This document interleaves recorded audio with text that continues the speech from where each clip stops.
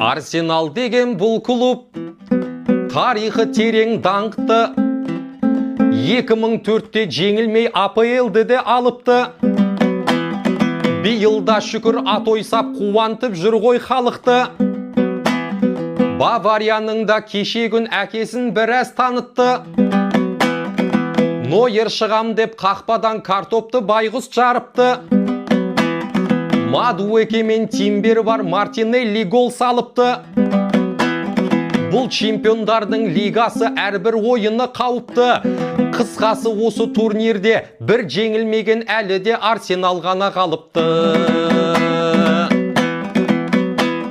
Мұқағалиым айтқандай, арманда жаным арманда, кейде осы ойлаймын оңаша жалғыз қалғанда. АПЛ-ды алса ғой бітерет біраз шаруамда. Ливерпульде жоқ таласар, Ситиді артта қалғанда. Чемпиондар лигасының да кубогын алса шамданба.